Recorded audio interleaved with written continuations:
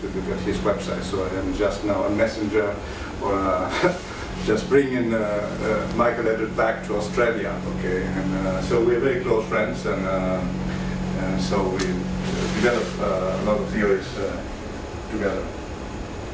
So let me first of all tell you my understanding, just trying to clarify concepts. I told you philosophy about clarifying concepts and giving orientation to action. In a normal language, in English, but also in Spanish and other languages, when you use the word ethics, use it in the same meaning as moral, say ethics and morality, and so on. And I use it here, the word ethics, as an academic discipline, so in the sense of moral philosophy. So what I try to say is you make a distinction, of course, between robots and robotics. So robotics is the science of robots. Okay. So the same you could say with regard to ethics or moral philosophy. As any discipline, it has an object of study. And the object of study of ethics or moral philosophy is morality. So the rules that govern our actions, and they are, we say, almost implanted because you're born in a family, in a language, and so when you learn a language, you learn a software and the rules of behavior. Of course, it is everything in the language. And so the study of this, the study trying to give account of these rules and so on. This is the task of moral philosophy or ethics. So please just take a critical view of the usual use of the concept ethics and morality, and the more academic use of these two words. So ethics and robotics are two academic disciplines, one dealing with moral norms and values underlying implicitly or explicitly human behavior, and the other aiming at the production of artificial agents, mostly as physical devices, with some degree of autonomy based on rules and programs set up by the creators. So what I'm trying to say is that you build a machine that in some way behaves, and I say in some way behave because this is an anthropomorphic terminology, right? Then you are trying to objectify the rules, because as a programmer, you just have to say, okay, the machine should do this and this. Okay. So you have to give the machine a program.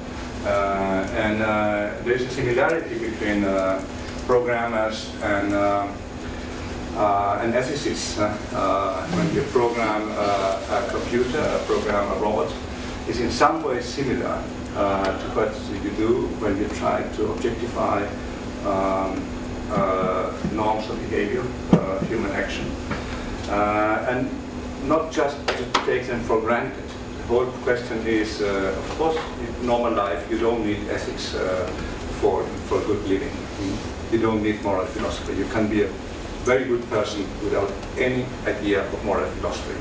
And the other way around, you can be a good moral philosopher and a bad person. So it is not a condition of possibility for good action to have a good theory of your actions. Normally you don't need it. Just learn it in your family, how to be a good person. So you don't need to study philosophy for that. So the reason why we do it is because we try to make explicit some of the reasons why we think we, whatever is we, in a community, in a family, or in a nation, a culture, and so on, try to objectify this. So then, in this case, you have different sets of rules and interaction between human acting according to implicit or explicit rules of behavior, and robot rules. Okay, so if you have these two sets of rules, which are partly implanted, let's say, into machines, and every machine has in some way rules, of course, not only robots, but you can say every machine, every laptop, and so on, has a program, and so you have a connection between these. And for this connection, the Italian roboticist Rafael Capurro, who is created the word Roboethics. Okay, it is his invention. So we have been working together for a couple of years, and he is the one from the robotics side who is developing this field of robotics in a couple of years and promoting this and so on. He has a very nice website on this, and he's organizing workshops and so on. So what I'm going to try to tell you a little bit is the research, giving an account of research in robotics. In the field where I've been working with, this is two European projects.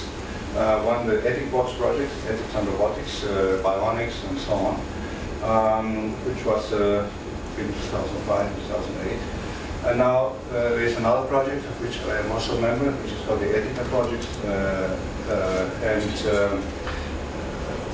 But it is not finished. In next year, and we are doing some critical research on that. Then I'm going to tell you a little bit other groups working on robotics and so on. In the second part, I will present some views on robotics and robots, as discussed particularly in Japan, and what I call intercultural roboethics, because the rules of behavior are dependent on cultural traditions. So if you are dealing with robots in Japan or in Germany or in the United States or in Australia, then the context of rules in a society and traditions and so on is different. The feelings of people with regard to robots is different. You could say that, okay, I go into this later.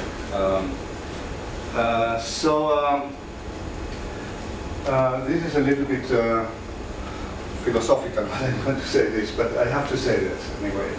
An intercultural ethical analysis should make it possible to be aware of these differences as a basis for a comparative normative ethics of robots.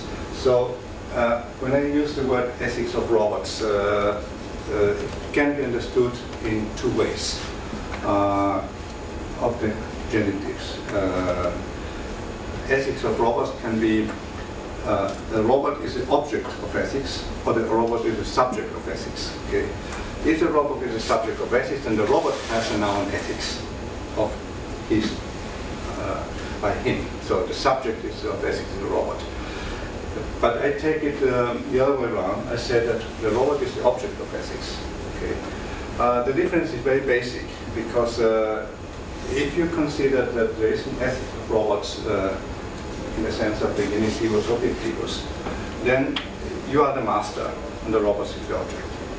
If you try to create a machine which is going to be a philosopher, okay, capable of reflecting critically on its own rules, then you have the genitivus objectivus. Okay.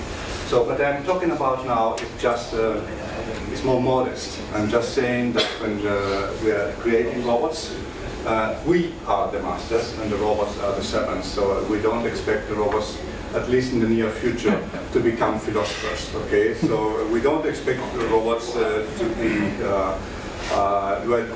to deal with practical philosophy or moral philosophy and so on. So what we can implant them as engineers and what we can reflect on as philosophers is about rules that we give the machine to act according to these rules. But we don't expect robots to become philosophers. If you think about, for instance, Stanislaw Lem, I don't know if you know this Polish writer, or science fiction writer. He wrote a lot of books on that, on robots and so on, and one of the books is called Golem. You know, Golem is a very famous Jewish robot. Okay, don't go into the story. But the Golem is a fantastic computer with super intelligence and so on. And it was designed by the US Department of Defense, and it was supposed to deal with, of course, with war and killing and so on.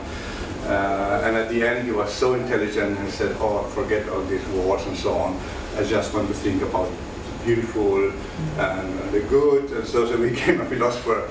and didn't want to do any more with the Department of Defense. So were very disappointed about this. So I think, okay, we just try to remain like this and say, okay, if you want to create a philosopher, this is another thing. But the main point now is that we take ethics of robotics, or the robots, ethics of robots, in the sense of the objectivus. Okay, it's about ethics of robots. We are taking robots as an objective. So, third part is about our discussion with Michael Eldred, and then I take something, the conclusion about the future agenda. So, just very quickly, what we have done in the last years. This is the new ethics course project. We have a website on this. You can read all the deliverables and so on. The project was aimed at identifying crucial ethical issues, for instance, preservation of human identity and integrity, application of precautionary principles. We have been discussing this in our conference. Economic and social discrimination, artificial system autonomy and accountability, responsibility for possible unintended warfare application, and nature and interest of human-machine cognitive affective bonds on individuals and society. This point of affective robots is discussed very strongly in the last years. We have the next project we are dealing with now about affections. You know, affections is something very human. And now there is a strong interest in designing robots with some kind of affection. So this is the website of the ethical project, Emerging Technoethics of Human Interactions with Communication, Bionic and Robotic Systems. You can find all the documents and the consortium and so on. Workshop we have in Pisa and in Naples. So it was very exciting project during almost 3 years.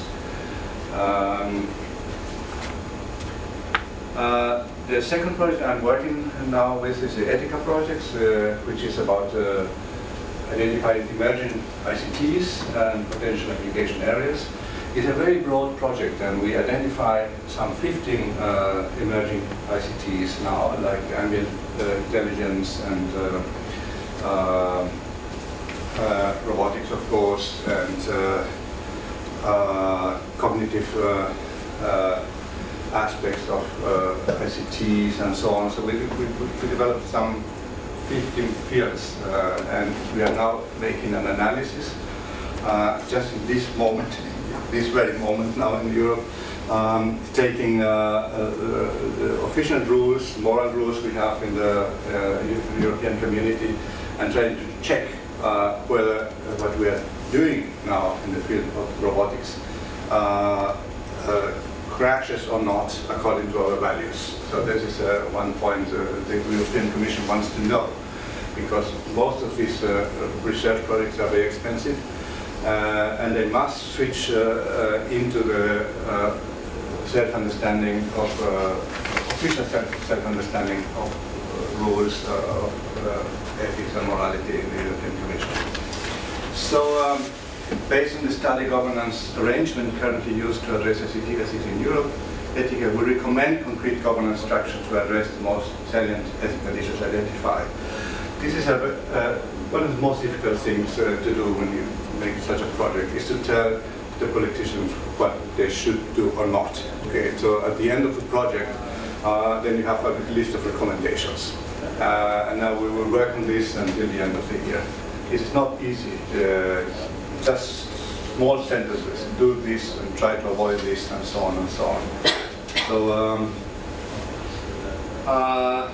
another group I discovered now, this the Roboethics.org, and they're taking a committee of the IEEE, you know about this, on roboethics, aim to provide a framework for analyzing the ethical implications of robotics research by promoting discussion among researchers, philosophy, ethics, and so on. So the focus includes unintended warfare use of robotics research results, preservation of human integrity in the interaction with robotic, even bionic systems, and the study and development of robot ethical concepts. There is a taxonomy developed by Barujo on research on roboethics, which looks a little bit like this, which are the fields in which robots can be developed. Humanoid robots, advanced production systems, adaptive robot servants, and intelligent homes. This is a very practical field because, for instance, in Japan, also in Europe, we are an Asian society. And as you know, healthcare is very expensive. And so, particularly in Japan, there is a very big interest in using robots for healthcare of Asian people. But the affection and the reaction, moral reaction of people with regard to robots in this field is different according to the cultural context.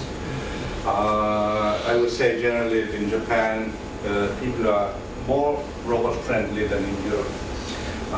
These are deep reasons on our culture, our views of human being and so on, which comes also from our Christian and Greek past. And so if you go into discussion with people and you ask people in Japan and in Europe, in different countries, how do you feel about your interaction with robots, and you get completely different answers. And so this is important when you're doing marketing research, of course, because you want to sell this to people, and so you have to be aware of your customers. So this is a very practical, also business view of this field. So these are some ethical issues shared by roboethics and information ethics. I'm particularly since many years working in the field of ICT ethics. We call it information ethics. And so information ethics is a broader field. And so we see some common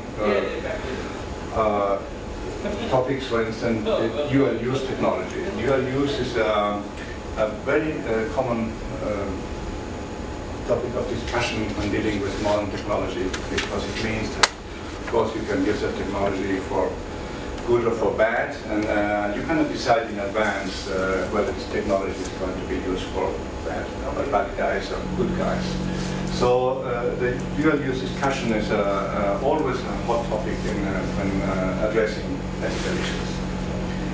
Then the question of anthropomorphization of the machines, of course, is an old topic since 2,000 or 3,000 years. When we are creating machines, in some way we are projecting our human vision on the machine, and there's nothing wrong with that.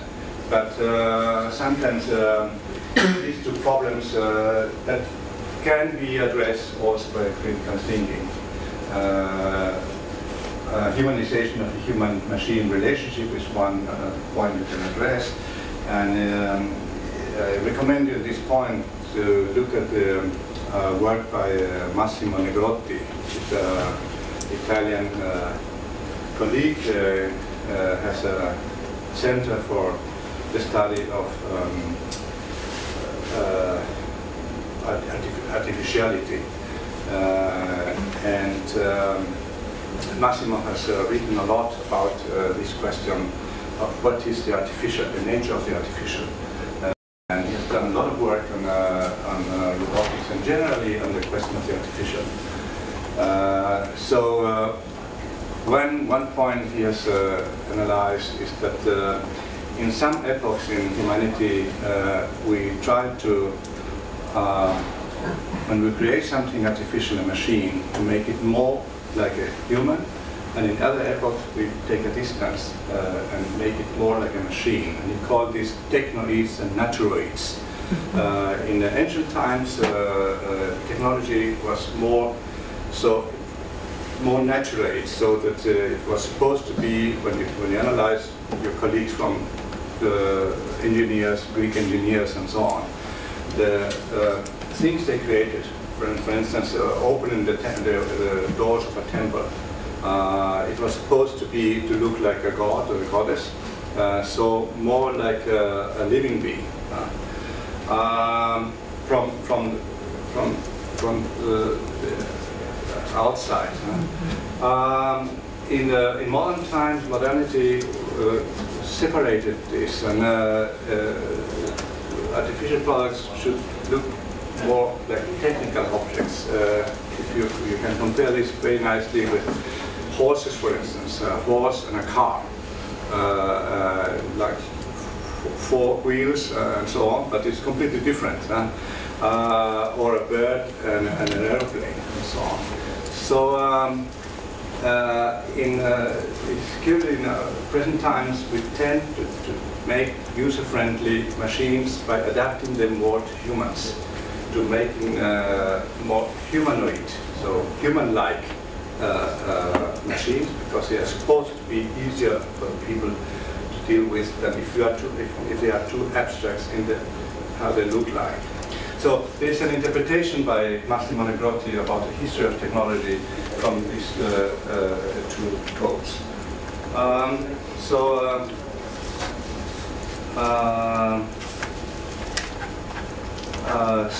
the other questions, for instance, technology addiction. We have been doing with this point yesterday about information overload, the question of the digital divide,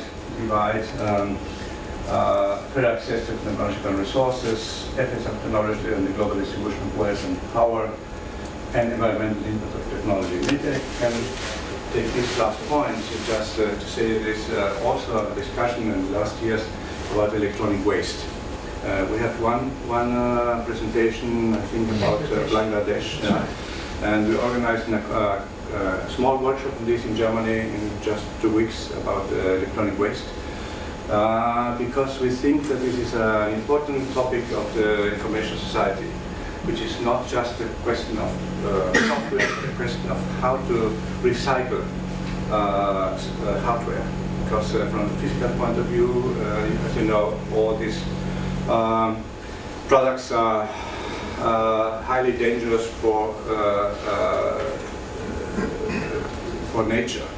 So if you think about 1 billion people in China throwing away their cell phones every 3 months into the Yangtze.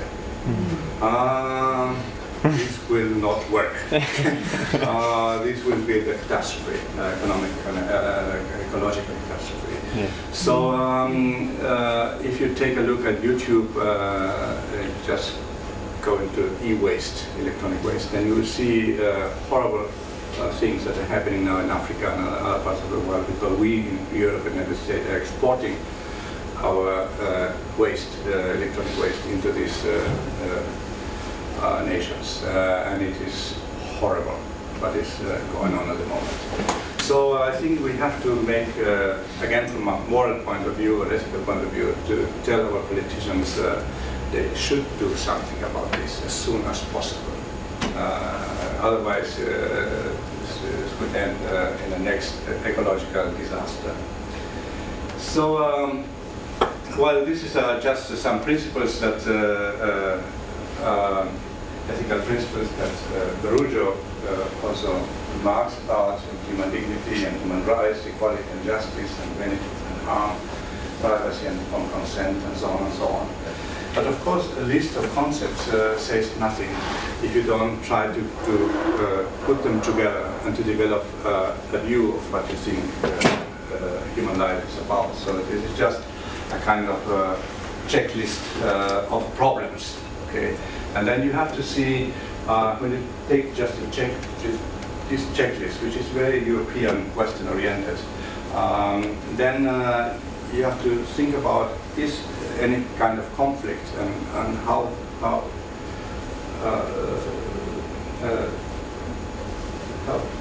strong is this kind of conflict with regard to special technologies. This is what we are doing now in the ethical project. I can tell you it's not easy to do this kind of protection. When you think about autonomy and human responsibility, and we have been discussing it about infants and so on, it is not easy to give an account of that and to give a recommendation to politicians. Another point, a group discussing roboethics is a machine ethics consortium concerned with the behavior of machines towards human users and other machines. Then machine intelligence can be harnessed to develop and test the very theory needed to build machines that will be ethically sensitive. This is well, a kind of use of concepts which is not exactly what I was saying at the beginning. But as you can see, you can use concepts in different ways. And this is, I take it here from the website. So that you see my first remark concerning clarifying concepts. If I were now in the United States discussing with them, I would start making a critique of this kind of use of, for instance, machine ethics. Does it make sense to say these words? Okay. And I would say it depends on the use of the genitive. Okay. Ethics about machines, or machines thinking critically about ethics. Are machines supposed to be philosophers or not? If you're not supposed to be philosophers, then it's we would think about machine ethics. So another development is in Korea. Korea is, you know, one of the countries in which robotics has been developed the most, and there is a need, a desire to produce something like a code of ethics to avoid and to prevent Android abuse and to protect humans. This is a nice review on that, and the so-called Roboethics chapter, which, as far as I know, it is not ready at the moment, but it has been developed for some time. And here, Gianmarco Verruggio, the School of Robotics in Genoa, Italy, is recognized as a leading authority on roboethics, and robotics is a new academic discipline, and so on and so on. So there is an international discussion about what should be the rules for dealing with robotics, and South Korea is one of the partners. I go now to the second point, roboethics and robots in Japan. Just quote, robots that look human tend to be a big hit with young children and the elderly. According to Hiroshi Kobayashi from Tokyo University of Science, children even start crying when they are scolded. There is this interview is very interesting concerning the way Japanese think about robots.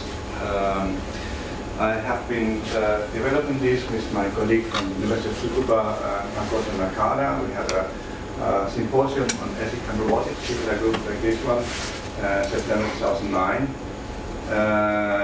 And there is internationally a group within this society, computing and philosophy.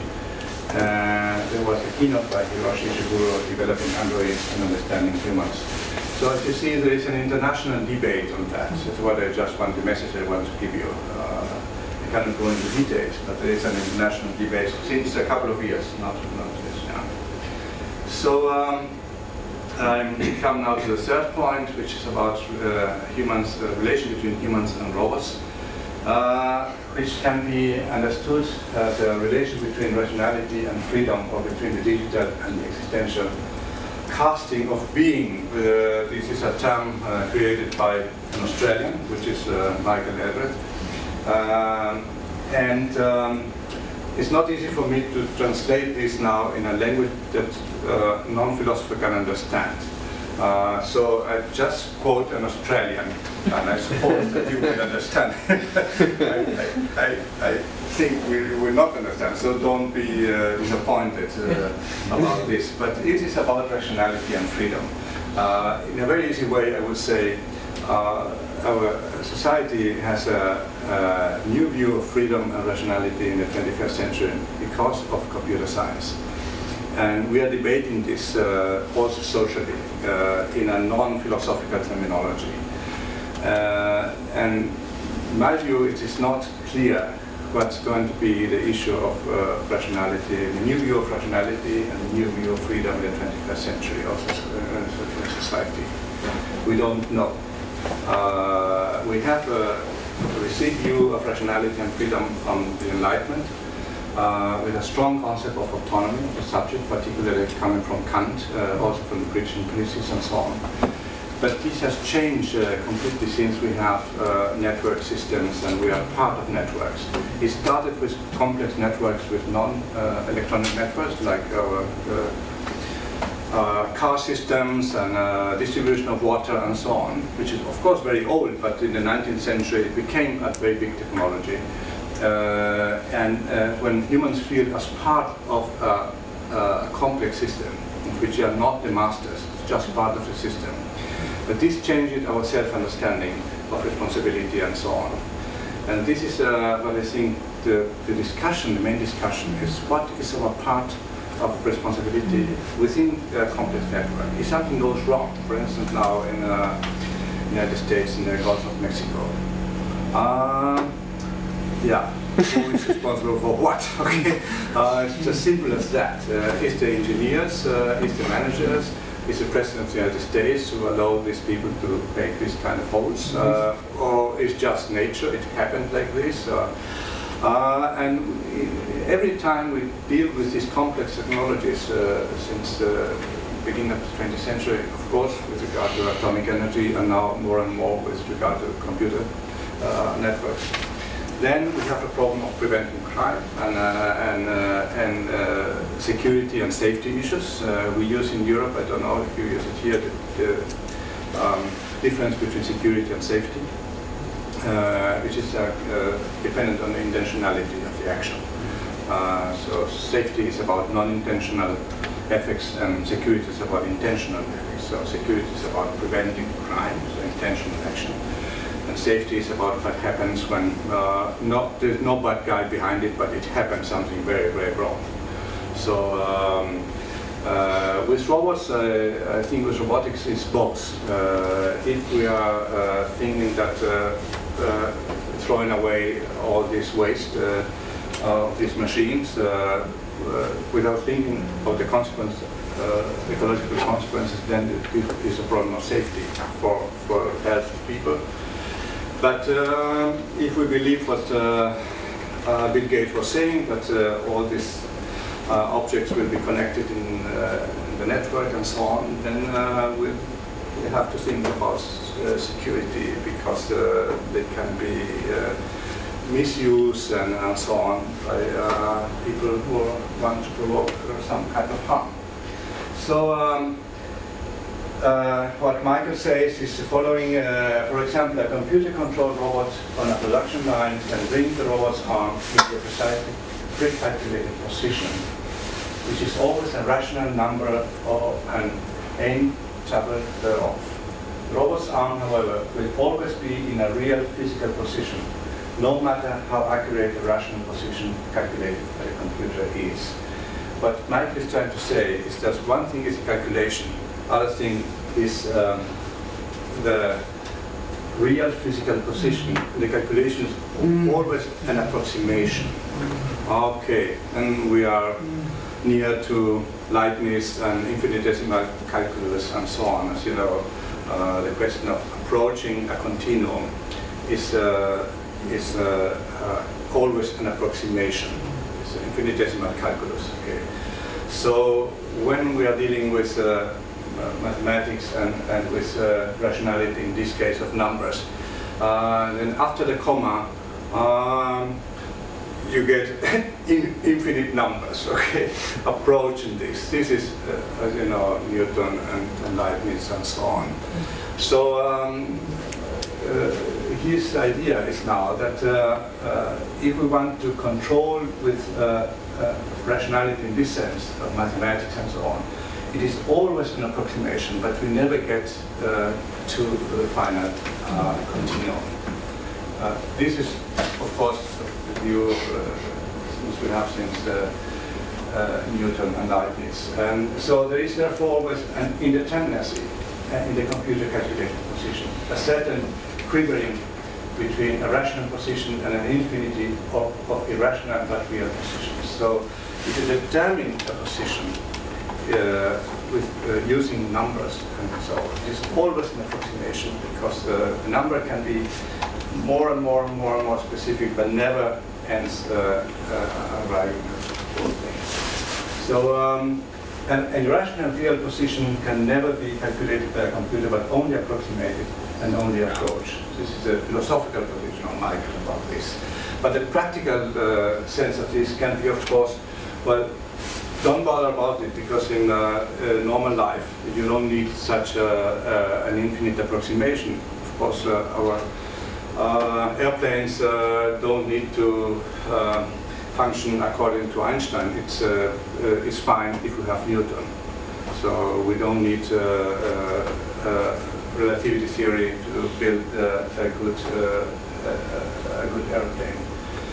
But sometimes we need Einstein. Okay. This is again the question. The signals, this signals the ontological limit to the calculability of physical reality for mathematical science. It is not an experimental result, but is obtained from phenomenological ontological consideration. We must conclude physical reality is irrational, which is a little bit strong assertion.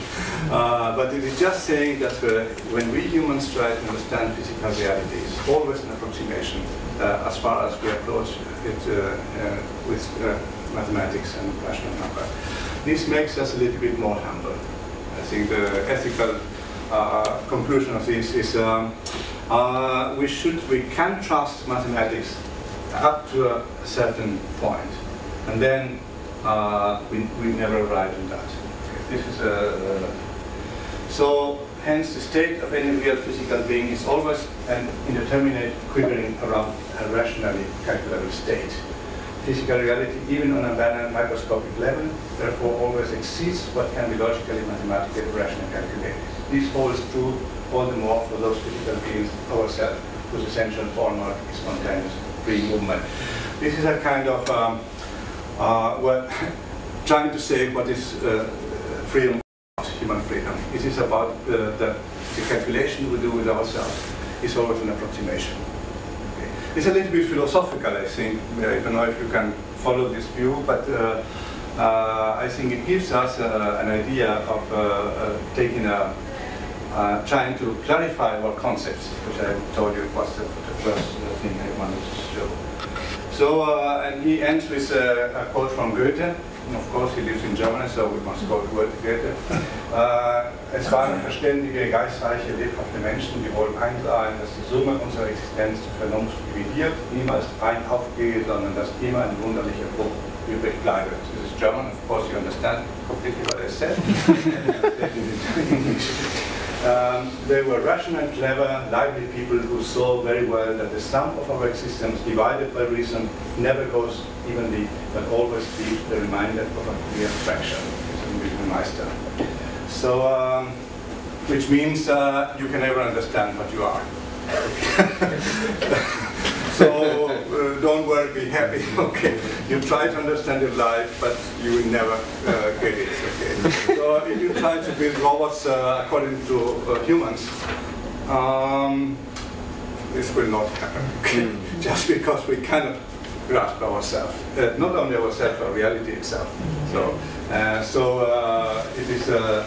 I don't know if I think this word is interesting. A reminder of a clear fraction. So, and wunderlicher Bruch is in German. So it's just a fraction, something that's is a fraction too. Something is that is not logical, basically, and this makes, of course, the human life so dramatic.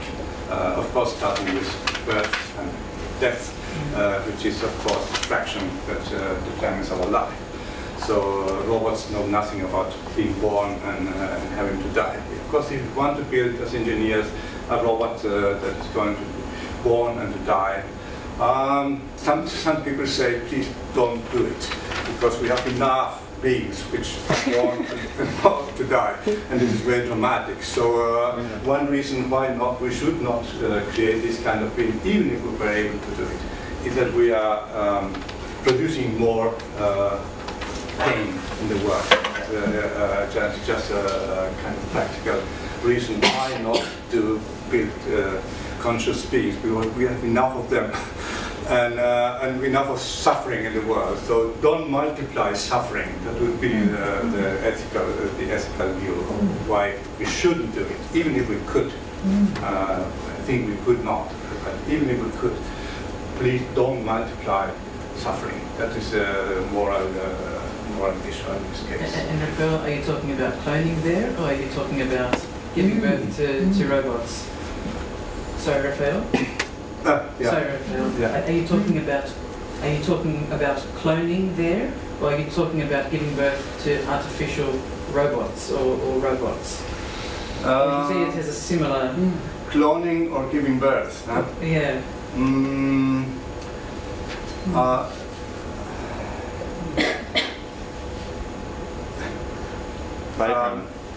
Giving birth to robots and talking now to you. Well, we might have a cyborg in here, but we're thinking of that. As a man with no idea what it means to have another being in my womb. Yeah. I think you can answer this question much better than I do.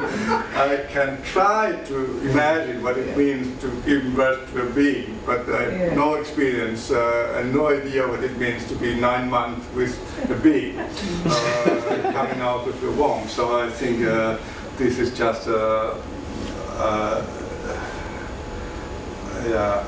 kind of science fiction, man-oriented science fiction view, and I think this is madness. If you ask me like this is man madness. So the question of cloning is also madness. It's a different way.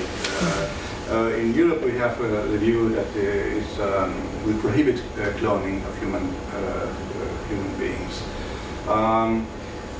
For one practical reason first, we don't know what will happen, and probably we produce monsters. This is the main practical reason. We don't know. Of course, producing life is always fine. Okay, so it is nothing basically against cloning, in the sense that it is better to live than not to live. It's better to give birth to life than not to give birth to life. So, whether cloning or not cloning.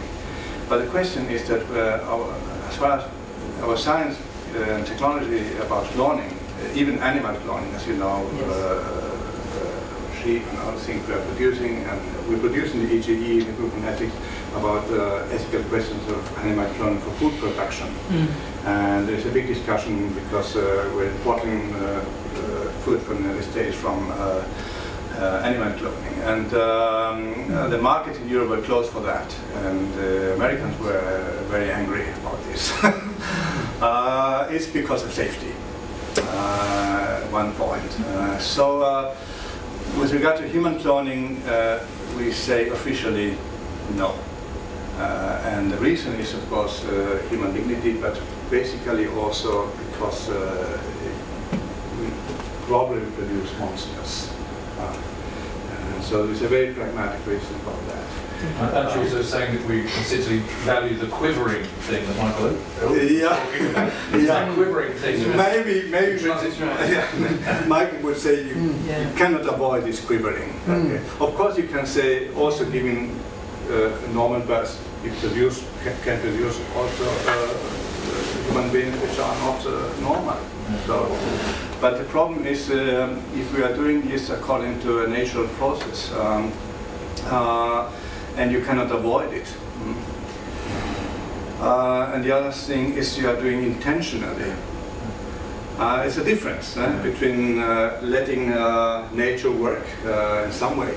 The other way is you are doing intentionally to try to do this. And as a result, if the monster involves stress, then here you have an intention that you could have avoided this. So this is the reason. On the natural side of things, and the natural side of things, a clone could also be considered like identical twins. That's a cloning process that's natural. Yeah. It's of course natural. Yeah.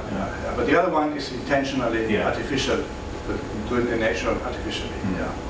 So it is at the moment in Europe is prohibited. And with regard to animal cloning, safety reasons are very strong. So economic reasons are not strong enough. And we don't know exactly what will happen after 3 or 4 or 5 or 10 generations. It is impossible to follow after 10 generations of cows and so on. What happens with the steak you are getting on your plate? As far as I understood, this will not like leveling that. Of course, you are not eating the clone; you are eating 3 or 4 generation.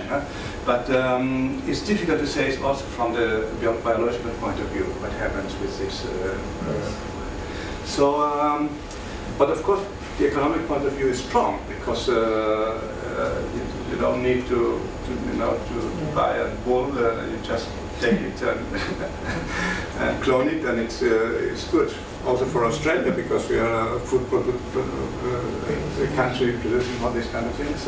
So there is a strong economic debate on that, and we were, from the ethical point of view, a little bit concerning safety and security and so on.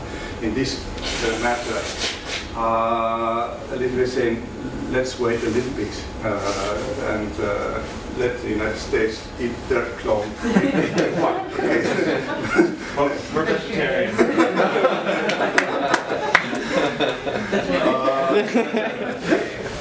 Rafael, I really enjoyed your talk, and I'd like to ask you about the issue of surrogates. And there was a very interesting movie, kind of a popular sci-fi movie with Bruce Willis in it.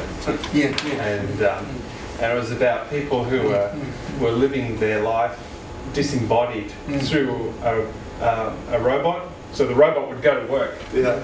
And the people would just sit at home controlling the robots. Yeah. And that's fine. and then the film played out in the kind of the ethical debate within the community about the robots and the surrogates and the people who were opposed to it. Yeah. But it seemed to me interesting because it's a natural extension of what we're currently doing. Yeah. You know, the laptop and the computer as a device for sending emails, which are the principal form of communication. Yeah. And by extension, if the laptop was a walking, talking surrogate of me, you know, it seems like a natural consequence of where we're tracking. And I wondered, I mean, the ideas also manifest in the film Avatar in a different way. Yeah. But I wondered what the position on the philosophical and the ethical position on this is. Or even the Matrix. The view that humans are characterized by this capability of externalizing different kind of practicalities we have, and starting with writing. We're externalizing and objectivizing a language which is like this in the air. And disappears. And so I think other animals do it, but differently. This philosophical discussion about this is not easy, okay? In some way, it's about dealing with time and the capability of relating to future in the present. If you write something and it remains in some way written, so that it can be recovered 1 hour later, or 2 days, or 100 years, or 2,000 years later, then this is a miracle from the evolutionary point of view.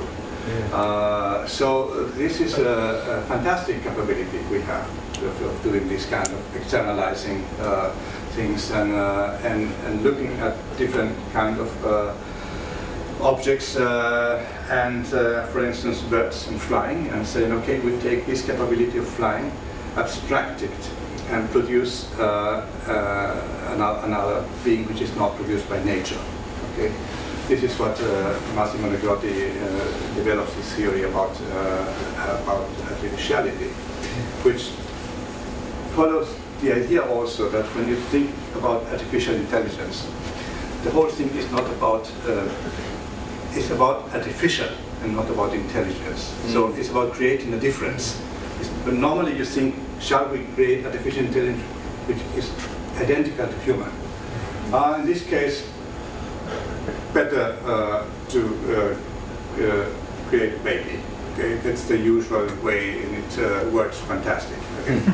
But normally, if you are doing artificial intelligence, that the concept of artificiality is always the concept of making a difference to something which is called the natural. So I think the debate on artificial intelligence is wrong as far as we think we want to approach the original. I think the other way around. We want to make something different to what we consider as intelligent, for instance, human intelligence. And the point is, for instance, these laptops. Okay, you can see if they are intelligent. Of course, the difference is a difference between human intelligence, and this is why they are so useful, because they are much better than we are in many things. So this is why we think, and robotics, I think about this too. We make a difference according to this or this or this capability. Yeah, this would be my answer to this. Answer your question? Yeah, so are you saying that if the capability amplifies or complements human capabilities? Yeah, you choose a perspective from something which is going to be a selected perspective from an original, which could be X, can be another human being or an animal or whatever. Yeah. And then you try to translate it into another matter and another process. And then it comes out something different, we call it artificial. Okay, so the concept of artificial is a concept which is producing a difference with regard to something which is going to be the original. Take, for instance, artificial flour. Okay, made of chocolate, for instance, whatever. And you have a natural flour, and the point is the artificial flour should be different to a natural flour. Otherwise, you wouldn't call it artificial. So this is the main point. Also, if you take with regard to flowers, natural flowers and chocolate flowers, you can also say natural intelligence, human or whatever, animal intelligence, and intelligence put into another context, into another matter, and with a special intentionality, what you want to achieve. And this makes the difference. So it's all about making a difference, not about creating an identity. That's what I learned from Massimo Negrotti. When I understood this, I was happy, okay, because now it's clear for me about clarifying concepts. Okay, just clarifying concepts. When you have more clear concept, then it's better, because then you better know what you are doing. This is about the second point I mentioned. But you make orientation for action and preventing crime and these things.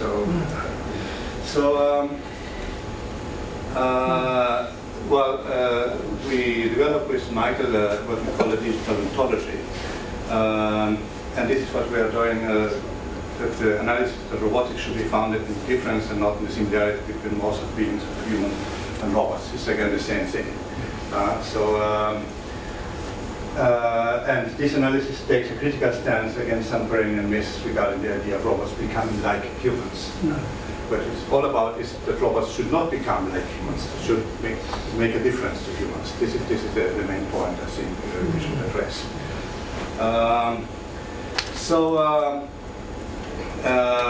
That's a little bit complex now, but we mentioned, developed together with Michael what we call a digital ontology. And digital ontology is, just to put it very simply, if you live in the 19th century, many of us were materialists. So we thought that the reality is about matter. And as you know, there was dialectical materialism, and there was a Communist Party which was supposed to get elected based on dialectical materialism, and a policy on that, and blah, blah, blah. So, this basic views on reality have consequences in society and policy and so on and so on. And our view is that we think that in the present time, we are not any more materialists as we were in the 19th century. Whatever we is, okay? Whatever we is. Although the spirit of our time is the spirit of the digital, which means that we understand, that we believe that we understand what things are, if we are capable of digitizing them. This is the basic assumption. If you are not capable of digitizing, then we are not happy. Okay, this is the view. Also in our everyday life. Okay, in our everyday life, if we are capable of digitizing it, then manipulating it and so on, nanotechnology and all these things, all happens with the use of digital technology, which is again numbers and points. And what Michael and me discovered some 10 years ago is this, it goes back to Greek metaphysics. Yes. This is, Greek metaphysics was a very high level of abstraction, that reducing things to numbers and points, because the points is a minimal view of reality. Then if you add points, you have a line. If you add line, you have a surface. If you add surface, you have a body, and so on and so on and so on. This is Euclid and Pythagoras and so on and so on. So it is part of family history. It comes from 2,500 years development on that.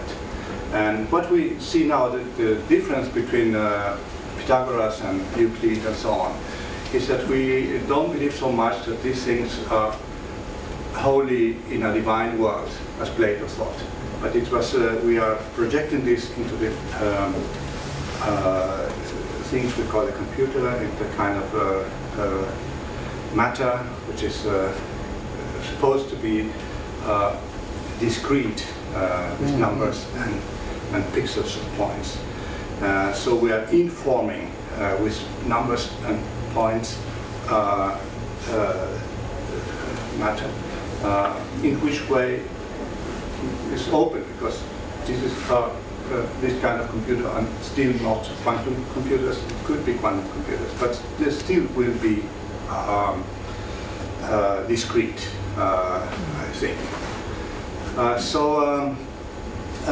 Well, we would call this digital ontology, because we say this is a difference to materialism, which is still there. Of course, we can take a materialistic point of view or an idealistic point of view on reality. But there are sometimes the spirit of the time, which is more materialistic, more with regard to digital technology. And what we don't know is the effect it will have on policy and society. You see it every day, the society is changing because we are using this digital technology. And we see that policy is changing since we have also this mass media and internet and so on. But nobody knows exactly what will be the impact, the changing, for instance, the concept of democracy and so on, which is already there. Obama, as you know, changed his policy completely with regard to Bush. Bush was a mass media man, Obama was a 21st century president, these kind of things. So everybody is trying to analyze how human relationships will change with interactive technology of the kind we're having with internet and so on. And it's not anymore the hierarchical mass media of the 20th century. It's what is changing. One-to-many view, got the CNN paradigm, one sender and millions of receivers. This is by 20th century, forget it. But it's of course still there. I don't say it is disappeared. CNN is still there. And other companies too are still there. So the question of power is going to lead us to a big transformation. I call it human societies, when millions of human beings interact in digital networks that are interwoven with their bodies, and is highly relevant today in the future. If robotics want to create useful robots, they have to think about them within the background of different cultures and moralities, which is again goes back because the use of these devices is always embedded in history, embedded in a culture, embedded in a language, embedded different kind of affections and views of the world. And this makes things very, very concrete, also for companies trying to sell their products. So, what is it like to be a robot? A Wittgenstein famous dictum, if a lion could speak, we would not understand him. Points to the issue that human language is rooted in what he calls forms of life. So humans and lions have orthogonal forms of life. We cannot compare them. If you want to understand a lion, then you have to become a lion, finally, okay? But if you become a lion, then you're not anymore a human, so we have a problem. So the way lions see reality is different to the way we see reality, but we don't know exactly how it is to be a lion. So they construct reality based on systemic differences. And so the question is, of course, what is it like to be a human? And this is again a problem we cannot find a solution, because we are incredible plasticity of our minds, and there is no final answer, philosophical answer to the question, what is it like to be a human? This is the clash or the quivering we have with ourselves, that we want to fix it, and in the moment we fix it, we fail. This is the mental tragedy. So, just if you want to understand that, we published a book edited by me and Mike and Langenborg, an aspect of robotics. And that's it. Thank you very much.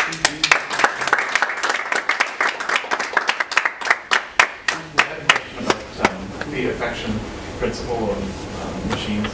And in Japan, the Shinto religion assigns souls to tools. People believe that their tools actually have souls, and they treat them with high respect, and that has been extrapolated to machines and robots.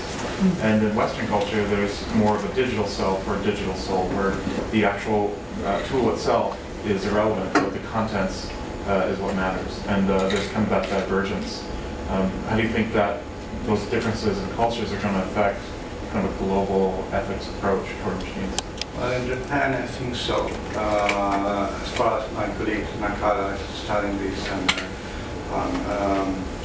the problem with Far East cultures, excluding Australia, New Zealand, is that they are coming from Buddhism, and they have different conception of individuality, human individuality, and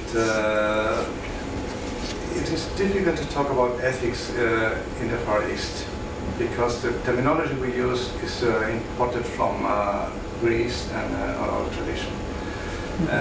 If you want to translate it, you have to go to Confucius and to Lao Tzu. First chapter of Lin Yu and first chapter of Tao Te Ching. The Tao Te Ching is similar to what we call ecological thinking, because about nature. So in the view of Lao Tzu and Tao Te Ching, the human is so small, and nature is the Tao, the way of nature, is what is moving us inside. If you go to Confucius, it's exactly the same. Confucius is a kind of Kant of the East, okay? Where the human being and the family is in the middle. Okay? I put it very contrasting, but some people say there's not such a contradiction between Confucius and Lao Tzu and the followers of Lao Tzu. So, if you think from this point of view, I'm not an expert in this field, Far East thinking, but what I learned from my colleague is that they have a different feeling when dealing with artificial products and robots.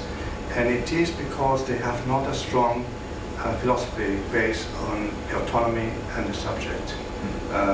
We are much subject and individualistic oriented, coming from Greek philosophy and Christian view, the soul, and so on and so on.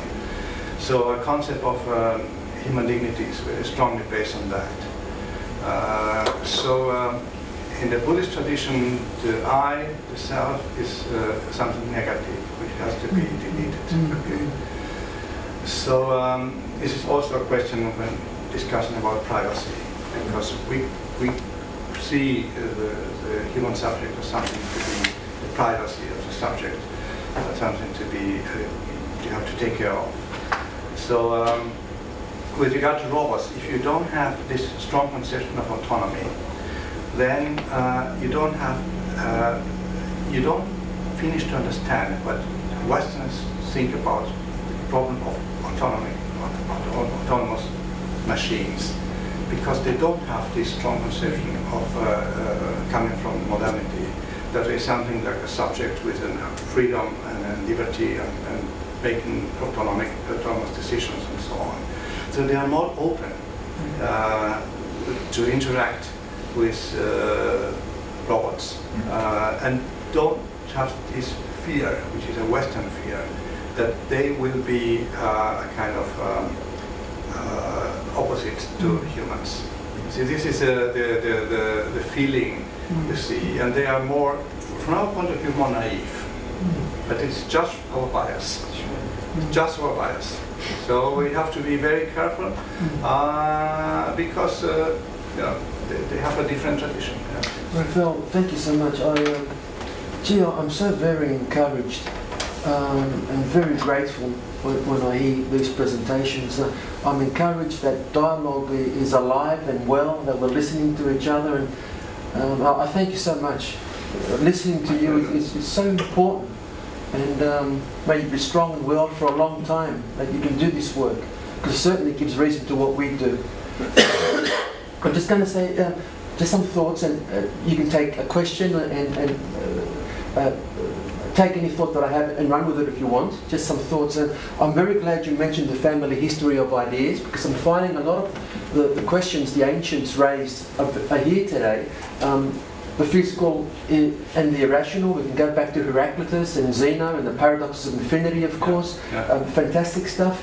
Aristotle was back in vogue, contra Plato. Family, Western family. The family history. It's family history. An important question for me, and one that was a fundamental aspect of your presentation, was the question of likeness between the humanoid and the human, or the robot and the human. And I couldn't stop thinking that this fundamental question that was pivotal in the early Christian church, and which divided the early church communities, based on one little letter, the iota, homoousios, of the same essence or of a similar essence. This question of whether Jesus was of the same essence of God or of a similar essence is being repeated today. What is the essence that we're going to attribute to robots? It's a question that we've had in history. And a more specific question to you is then, I've always had this thinking that one of the great distinctions between us and the animal kingdom, of course, are the metaphysics, etc., etc. But one of the things we tend to underestimate is the question of humour. That we as humans have this gift of humour. So I'm thinking, with robots, how does humour, first of all, come into play when we consider the independence of robots? Will humour be a defining factor when a robot can make a joke? Will that be an example of its independence? And second, what happens with the potential of a robot becoming depressed, becoming obsessive, becoming paranoid? How do these factors come into creating? How do these factors come into? Imagine a robot becoming rich. Or becoming rich. Big bank account. So how do these factors play into the paradigms that you're thinking and creating? I really think it's about this, and it's a kind of discourse that tells us more about us than about robots. I think the robotic discourse, when we follow this discourse, we are talking about ourselves. It's not so much about machines. We are trying to define us, as you said, in former times we define ourselves as something in between the gods and the animals. This is a very traditional view for thousands of years, that humans are in between. They are neither angels nor animals. Pascal has a very famous things about this and so on. I think that the distinction between this view and ourselves now is that we we are something in between animals and machines. So we tend to project what we projected in former times into the holy world, gods or kamis or angels, for instance.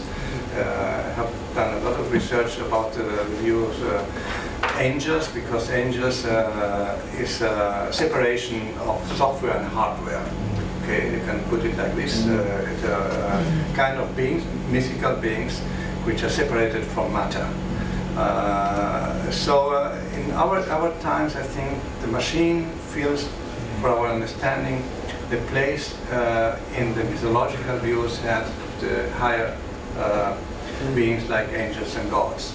And this is why it is fascinating for us to think about something like super intelligence, which is like something like, but it's created by us. It's not something divine, it's created by us. And it's of course a myth. Yes. But it helps us to understand ourselves in a different way. Yes. And this is, I think, what we in a technological society are interested in, that understanding ourselves through machines and not through the divine. A transference. This separates us this separates us very clearly from classical metaphysical points of view. So the super machine, the super intelligent machine, is a myth that tells us more about ourselves. We are projecting our desires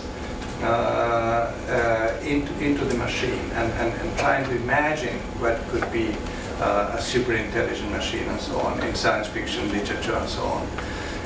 But it tells us more that we in some way reject this classical mythology of the divine, and we are transforming ourselves into another way of thinking. And I think this is very, very interesting because it's not only the West, it's also in the Eastern countries. I had just one final point. And then maybe we can have. No. I just wanted to say very quickly, because the Immanuel Kant, which you often refer to, and another thing that kept coming into my mind was, and I had to ask this, was a categorical imperative. Can we translate that into robotics? I mean, or is that where Immanuel Kant can show us that there is a place where we can't go beyond? Well, according to Kant, if you're a member of the community of noumenal beings, then you are, according to Kant, the word human has two different meanings. One meaning is a natural being produced by nature, and it's absolutely deterministic. Everything that happens in nature is deterministic for Kant. That is Newton. Okay. But the word human means also that we are members of a metaphysical world, which he calls the noumenal world. So the phenomenal world and the noumenal world.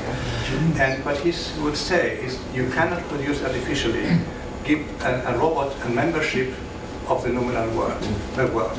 That cannot be done, according to Kant. You can create an intelligent being, yes, people can say, but an intelligent being according to the natural processes, that can be. But this being, you cannot, because you are not the master of the noumenal being, which is of course the divine being. So you cannot give in, but this is the view Kant thought with regard to Newton. So the challenge for Kant was Newton and determinism. And the problem for him was, what can I do if I have a Newton telling me that everything is deterministic?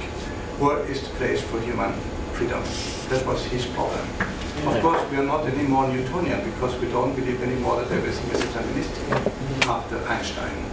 So we cannot give the same philosophical answer Kant was given to Newton and Hume was given to Newton, a different one, of course. So it makes no sense in some way. Of course, we can think what Kant would say, but it addresses a different point. Our point, I think, is we live in a partly deterministic, partly non-deterministic, emergent process of evolution and so on. And so our problem is, I think, more how to give a philosophical answer to Darwin, to Einstein, to quantum mechanics, and to digital technology. These are our challenges, philosophical challenges. And as far as I see, there is no Kant of the 21st century at the moment.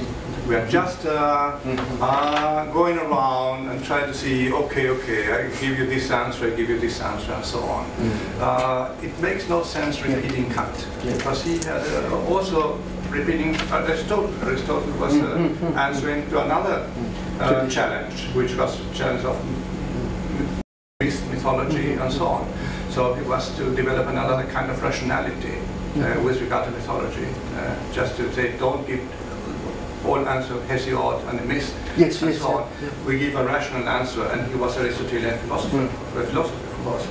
But we have different challenges, and I see at the moment no clear answer about that, about this challenge, particularly about quantum mechanics, computer technology, and digital, and so on. We are just starting on that.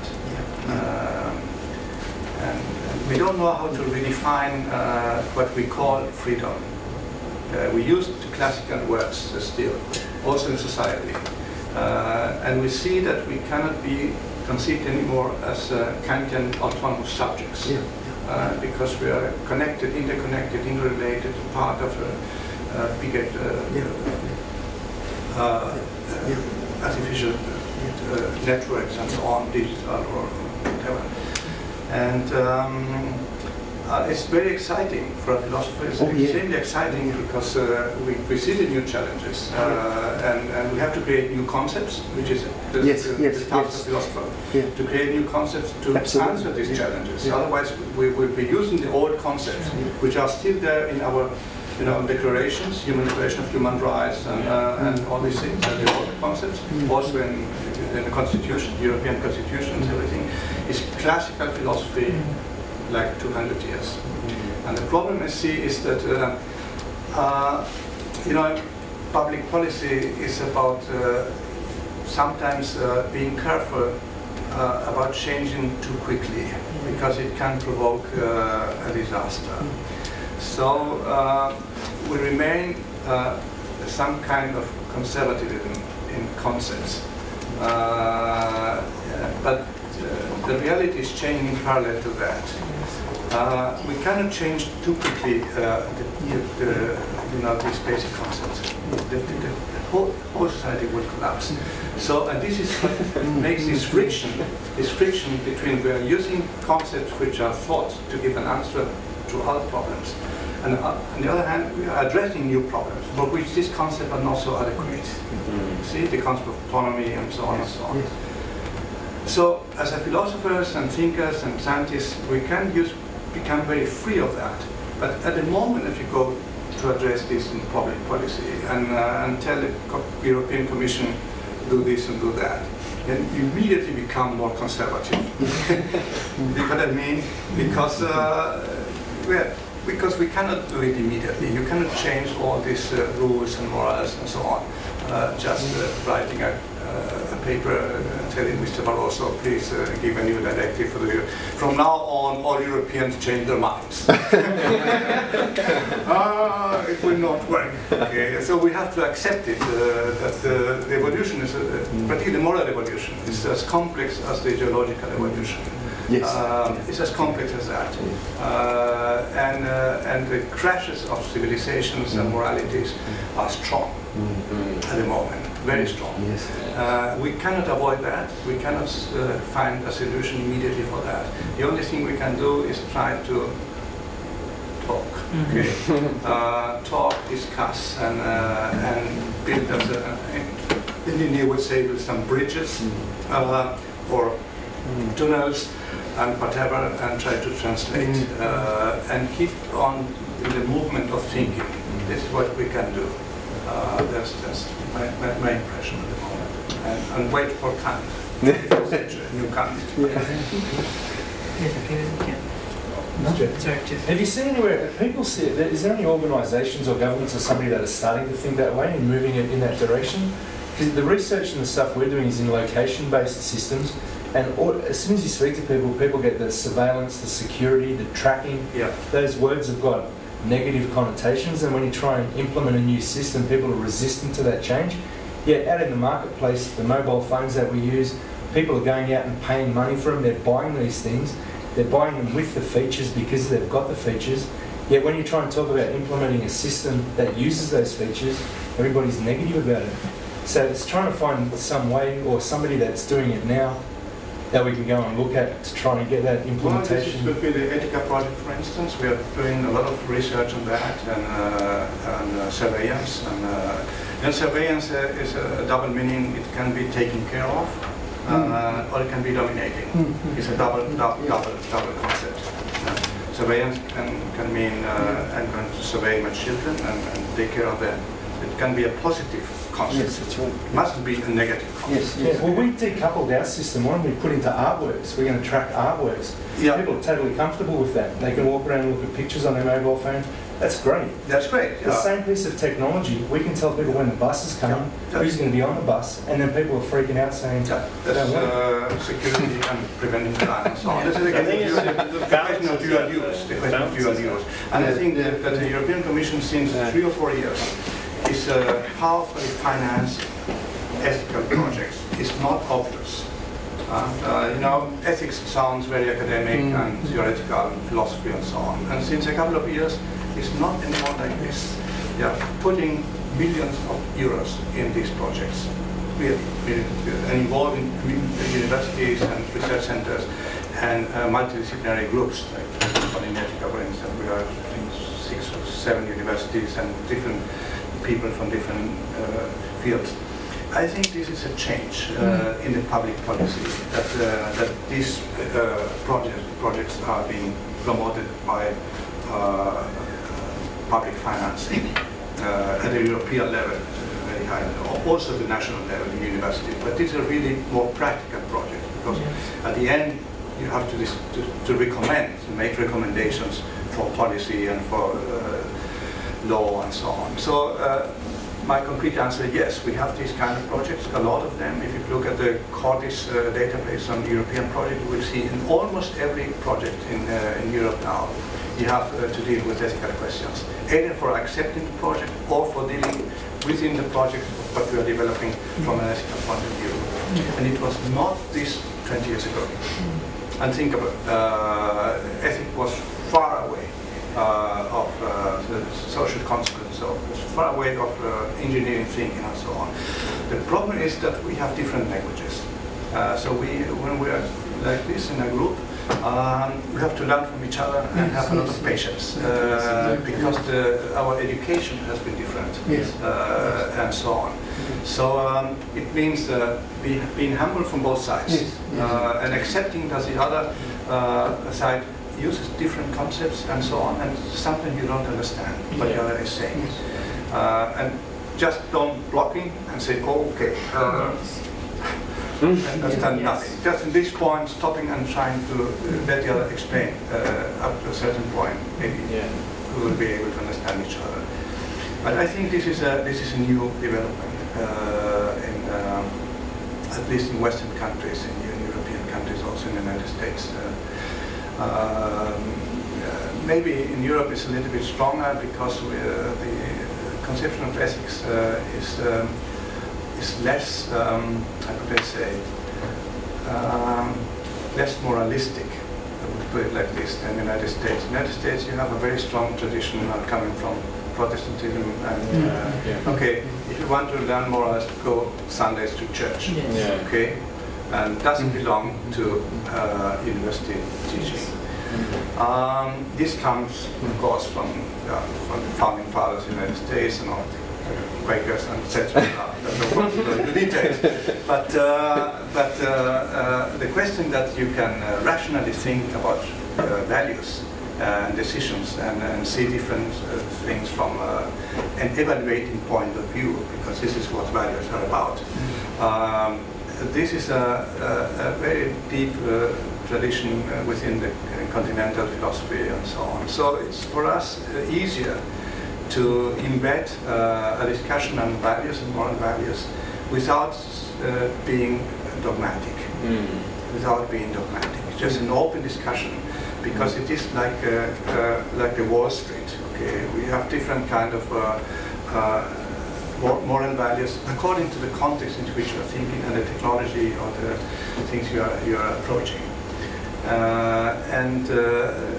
This makes a difference also to the mullahs or to people thinking the fixed canon that is untouchable and like this. And this makes, I think, there's a strong point when discussing about this. If you don't take a fixed code of morality, 10 commandments or whatever, it's like that, and just read the Quran or read the Bible or whatever, and it's everything you need. Well, this has to do with enlightenment and with Kant and these guys who separated discussion and moral values from theology. This is and in Europe we have a problem with this in Eastern countries in which there was no enlightenment, also with other parts in the Near East and so on. Yes, I think there's an interesting development on that. And the case that we have now in all members of the European community, the European Union, in every country, national group on ethics and bioethics, most of it, but implies that it's part of the rationality of decisions and so on. And it's not obvious because normally these discussions are being done in the parliament about values. And now we have specialized groups which do some thinking, just that, and present an opinion like we are doing in Brussels. And it's not very expensive. To just paying flight to Brussels, whatever. And we have a group of 10, 15 people in 1 year. We meet, for instance, in Brussels 2 days per month. Compare with billions of euros we are investing in research is nothing. Okay. So, but it is a lot because it helps politicians to just to look at the arguments, because you need a lot of work with your head, evaluating arguments for this and for that and so on, and making just a proposal. Okay, this and that. Consider this. Consider that. This. And so, of course, you can do it normally in your everyday life. But if you want to do a real good report, then you need people trained on that. Biologists train a little bit in ethics, ethicists train in biology and physics and so on. And this is something we should do in our universities, because otherwise we will not have a common language. I think this is, for me, the challenge for education in universities, to train people to learn other languages, for instance, language of ethics or language of philosophy or whatever. And the other way around, if you study philosophy and so on, to train philosophers to understand computer technology and so on. And I think this is a real challenge we will have to address. Want to meet the challenge in the 21st century. We need a more complex thinking. This is not happening so much, at least in our university at the moment. I think it is a problem. I think on that note, Rafael, I'd like to say that we've been very privileged to hear you this morning. Yes. My pleasure. Very privileged. Yes. We're very honoured that you actually made the trek from Germany to Australia. Yeah. I can't tell you how happy we were when you accepted our